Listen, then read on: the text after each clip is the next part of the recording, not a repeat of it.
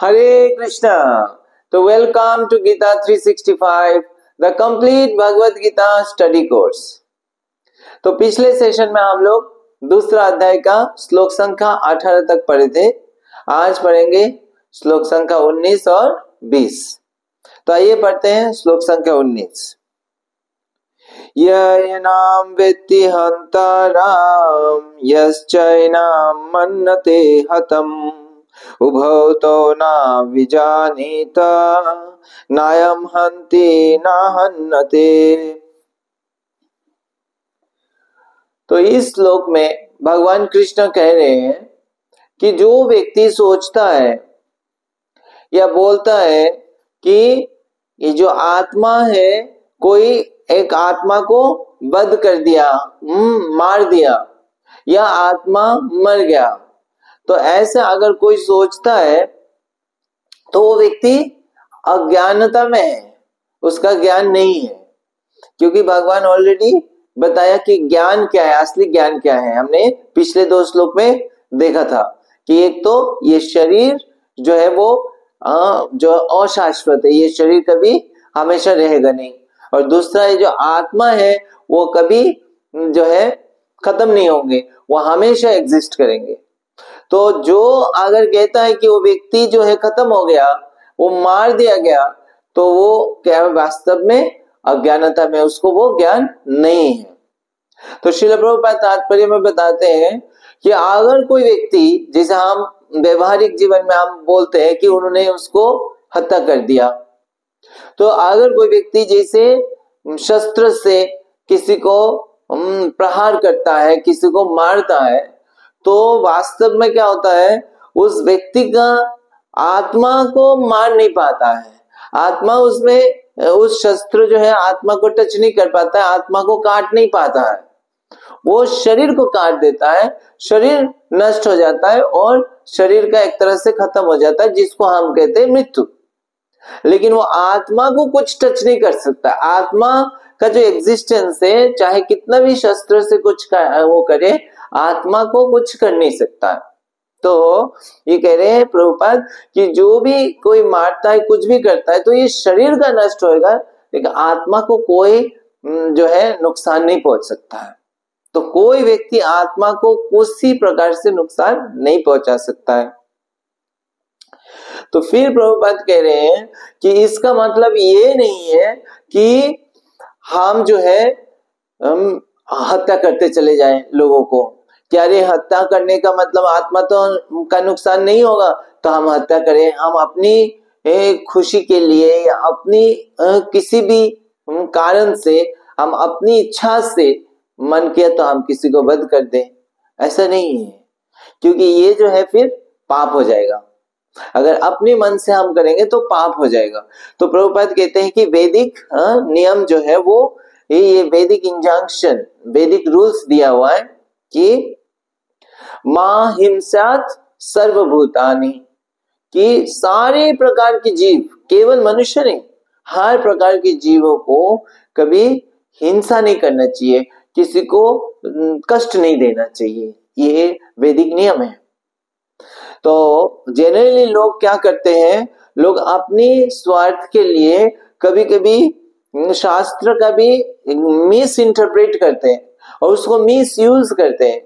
तो ऐसे कोई व्यक्ति बोल सकता है कि इसमें ये लिखा हुआ है तो हम किसी को वध करें तो क्या फर्क पड़ता है, पर असली मतलब ये नहीं है कि हम जो है किसी को हिंसा नहीं करना चाहिए, किसी को नुकसान बिना मतलब के, बिना कारण के किसी को हिंसा नहीं करना, किसी को नुकसान नहीं पहुंचाना चाहिए, कष्ट नहीं देना चाहिए, केवल मनुष्य नहीं, किसी पशु को भी। और प्रभुपाद तात्पर्य में बताते हैं कि हाँ, ये जो पशु हत्या है, ये पशु हत्या भी जो है नहीं करना चाहिए, क्योंकि वो जो है ये दया के विरुद्ध है। तो वास्तव में वैदिक सभ्यता में हम देखते हैं जो हर प्रकार के जीवों के प्रति हमारा दया होना चाहिए। एक बहुत सुंदर कथा आता है कि राजा शिवी, वो राजा थे और वो जो बैठे हुए थे अपने सिंहासन में, उस समय क्या है, एक कबूतर आता है और कबूतर जो है भागते हुए आता है, राजा की गोद में आके बैठ जाता है। तो राजा बोलता है क्या हुआ? तो कबूतर एक तरह से बोलता है कि राजा के आश्रम में है, वो भयभीत है कबूतर। तो उसके पीछे उस समय फिर थोड़ी देर बाद ही एक बाज पक्षी आ गया। तो वो जो है आके राजा को बोल रहा है ये कबूतर मुझे दे दो।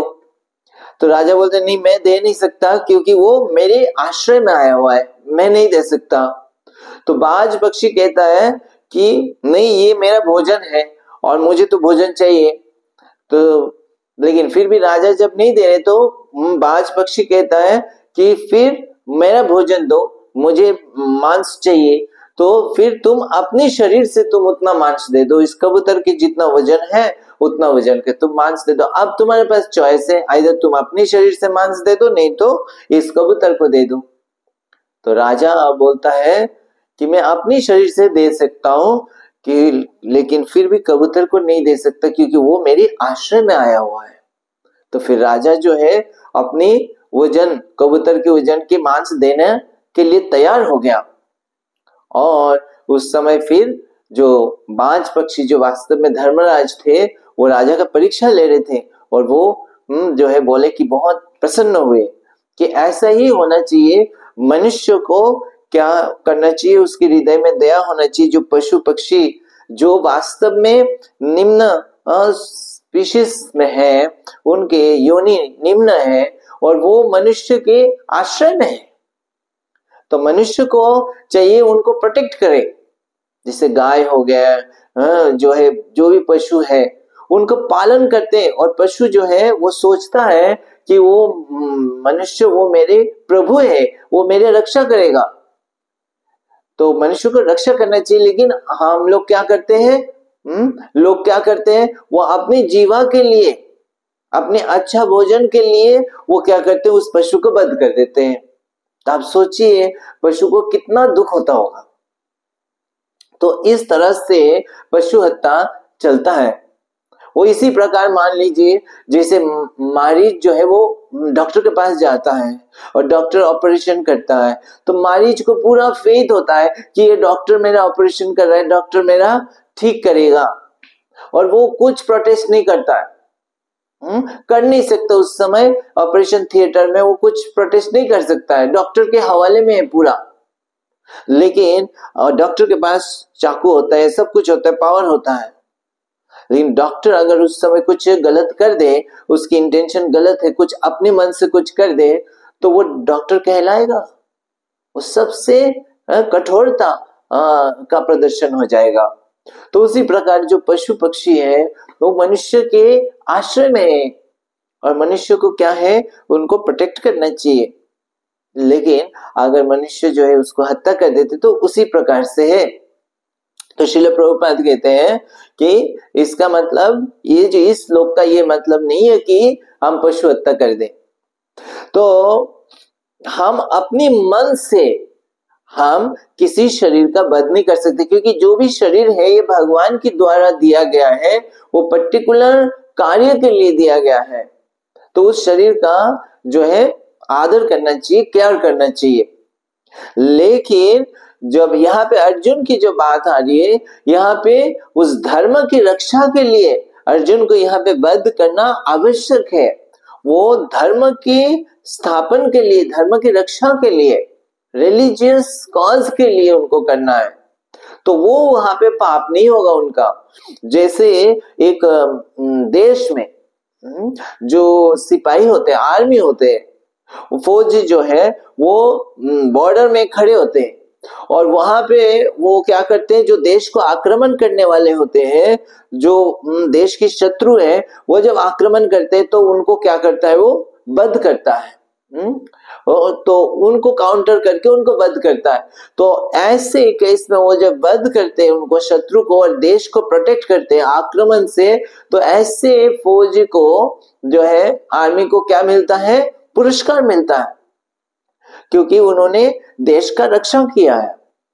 लेकिन वही आर्मी या कोई व्यक्ति अगर साधारण किसी भी व्यक्ति को, देश की कोई नागरिक को ऐसे ही मार दे, तो उसको क्या होगा? उसको जेल हो जाएगा।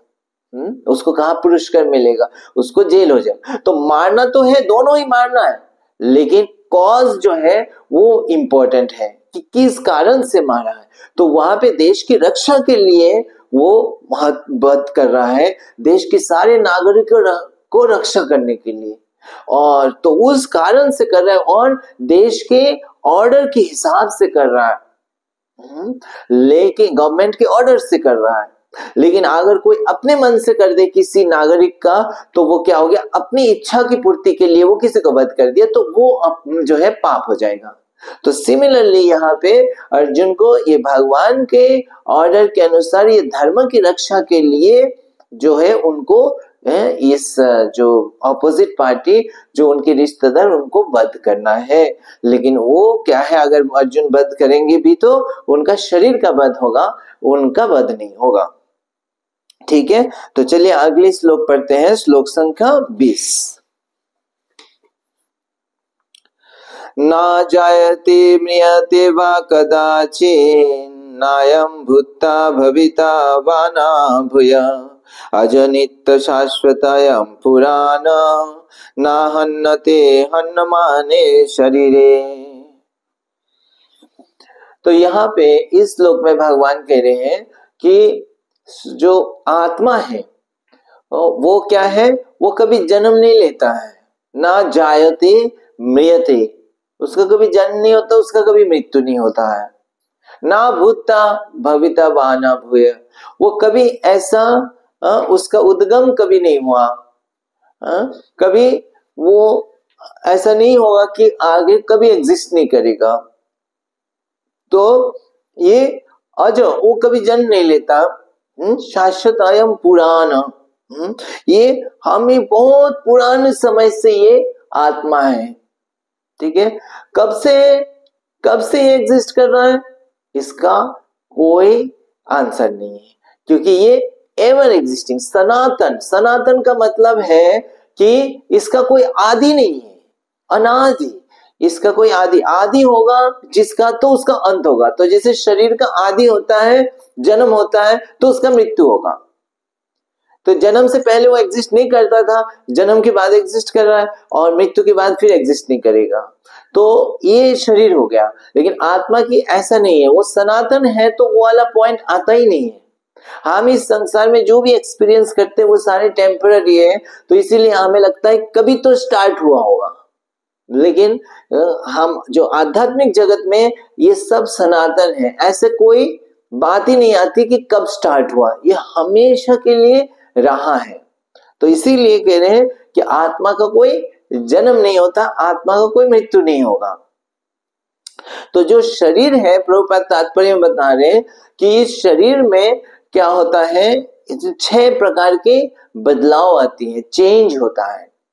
तो 6 प्रकार की चेंज क्या होता है इस शरीर में। पहला जो बदलाव है वो तो जन्म हो गया। दूसरा क्या है, ये शरीर बढ़ता है, ग्रो करता है, तो बचपन से फिर धीरे धीरे बड़े होंगे। फिर तीसरा क्या है, कुछ समय तक ये शरीर में रहेगा, उस स्थिति में रहेगा। चौथा क्या है कि वो क्या करेगा, वो शरीर बाई प्रोडक्ट उत्पन्न करेगा, मतलब उसका संतान उत्पन्न करेगा ये शरीर। चौथा हो गया। पांचवा क्या है, वो शरीर धीरे धीरे क्या होगा, क्षीण हो जाएगा, कमजोर हो जाएगा। और छठा क्या है, फाइनली ये शरीर खत्म हो जाता है, नष्ट हो जाएगा। तो इस प्रकार के से ये शरीर में ये 6 बदलाव आती है, चेंज आती है। और फाइनली ये शरीर जब समाप्त हो जाता है तो शरीर में क्या रह जाता है, सिर्फ जो है हड्डी और वो जो भी है ये नष्ट हो जाता है बिल्कुल। तो जैसे आपने कभी देखा होगा वो जो स्केलेटन होता है किसी उसमें म्यूजियम्स वगैरह में लगा रहता है, ठीक है, तो वो एक किसी शरीर का रहा है, पहले कभी शरीर में रहा होगा, वो जो है कभी बचपन रहे होंगे, कभी बड़े रहे होंगे, लेकिन उसके बाद ये स्केलेटन बन गया, अब वो एक तरह से नष्ट हो गया। तो उसको अगर कोई देखेगा तो डर जाते हैं लोग, लेकिन वो क्या है, वो सब के साथ ऐसे ही होने वाला है, सारे शरीर ऐसे ही होने वाला है। तो एक जो है व्यक्ति एक म्यूजियम में गया था और उस म्यूजियम में जाके देखा ऐसे एक स्केलेटन, जो कंकाल जिसको कहते हैं, वो एक ग्लास बॉक्स में था। तो उसने गया और देखा, वो बहुत क्लोज में जब गया तो उसमें लिखा हुआ था, उसमें एक वो लिखा हुआ था, एक बोर्ड लिखा हुआ था, साइन बोर्ड टाइप का। तो उसमें जब देखा, पढ़ा, तो उसने उसमें लिखा हुआ था कि one day I was like you, कि मैं एक दिन, मेरा जो ये जो शरीर था वो आपका जैसे अभी शरीर है ऐसे था, वो कंकाल जो है वो कह रहा है ऐसा। तो इस प्रकार से ये सत्य है, ये हमारा जो शरीर का ये ट्रुथ है। तो वो आश्चर्य हुआ, उसको रियलाइज हुआ देख के कि ऐसा ही शरीर वो आज यहाँ पे है, लेकिन आगे पहले हमारा जैसे शरीर था। फिर कुछ दिन आगे गया तो और एक ऐसे ही ग्लास में बंद था, और उसमें भी ये कागज लिखा हुआ था। तो वो जब पढ़ा तो उसमें लिखा हुआ था कि one day you will become like this, कि एक दिन ऐसा आएगा जो आपका शरीर जो है वो ऐसे बन जाएगा। तो इस तरह से वो जो है फील कर पाया कि ये शरीर का ये परिवर्तन, ये ट्रुथ है। तो आश्चर्य है नहीं। तो ये शरीर इस 6 प्रकार के परिवर्तन होता है, लेकिन आत्मा का ये परिवर्तन नहीं होता है, आत्मा शाश्वत रहता है। तो प्रभुपाद तात्पर्य में ये भी बताते हैं कि जैसे कभी जो संतान उत्पन्न होता है तो लोग सोचते हैं हमने संतान की जन्म दिया है और संतान मेरी प्रोडक्ट है, मेरे ही हिस्सा है। तो आत्मा का हिस्सा है क्या वो? संतान की इस आत्मा से दूसरा आत्मा जन्म हुआ है क्या? नहीं। तो इस आत्मा से दूसरा आत्मा जन्म नहीं हुआ, ये शरीर का हिस्सा है, शरीर का अंश है, लेकिन आत्मा एक सेपरेट आत्मा है। वो आत्मा इस आत्मा का संतान नहीं है। आत्मा तो सब शाश्वत है, उसका बस जन्म हुआ, उससे पहले आत्मा का कोई और शरीर रहा होगा और वो फिर इस शरीर में आ गया है। तो शरीर आत्मा एक दूसरे का संतान नहीं है, वो सब इंडिविजुअल आत्मा है।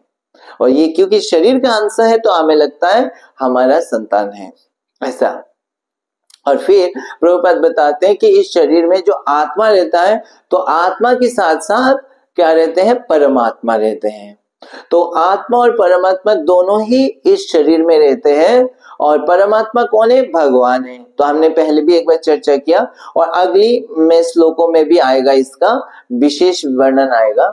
तो वो परमात्मा और आत्मा जो है दोनों ही इस शरीर में रहते हैं, लेकिन आत्मा जो है एक शरीर का ओनर है और वो उस प्रकार है जैसे एक वृक्ष में 2 पक्षी बैठे हो और एक पक्षी क्या कर रहा है? जो फल खा रहा है, वृक्ष का जो फल खा रहा है, कभी खट्टा फल है, कभी मीठा फल है, तो खट्टा खाता है तो उसको अच्छा नहीं लगता है, मीठा खाता है तो खुश होता है। तो ऐसे वो पक्षी है और दूसरा पक्षी सिर्फ देख रहा है कि ये पक्षी क्या कर रहा है, क्या कर रहा है। तो उसी प्रकार जो जीवात्मा है वो इस शरीर के पूरा जो है सुख दुख उसको भोगता है, लेकिन जो परमात्मा रूप में भगवान रहते हैं वो सिर्फ ऑब्जर्व करते हैं कि ये जीवात्मा क्या कर रहा है, कैसे कार्य कर रहा है, इसके साक्षी रहते हैं और इंतजार करते हैं कब ये जो है मेरी तरफ देखेगा, कब इससे गाइडेंस के लिए मेरी तरफ आएगा। तो उस तरह से जो अर्जुन जो है अब भगवान के और जो है क्या है अप्रोच किया कि भगवान से ज्ञान प्राप्त करने के लिए। तो इस तरह से जब भी जीवात्मा भगवान की ओर मोड़ जाता है फिर भगवान उनको ज्ञान देते हैं और सहायता करते हैं कैसे इस भौतिक जीवन के जो कष्ट से वो मुक्त हो सकता है। तो इस प्रकार से ये जो आत्मा है उनको इस तरह से कोई चेंज नहीं होता, उसका जन्म नहीं है, मृत्यु नहीं है और सनातन है। कोई प्रश्न कर सकता है आत्मा कब शुरू हुआ है? कब शुरू नहीं हुआ, आत्मा सदियों से था और हमेशा रहेगा, सनातन है। जैसे भगवान शाश्वत है ऐसे ही हम सब जीवात्मा शाश्वत है। तो आज हम यहाँ पे विराम देते हैं, अगले सेशन में हम पढ़ेंगे श्लोक संख्या 21 और 22। तब तक आप ये 2 श्लोक पढ़ के आइएगा। हरे कृष्णा। ग्रंथराज श्रीमद् भगवद गीता की जय। जगत गुरु शिला प्रभुपाद की जय।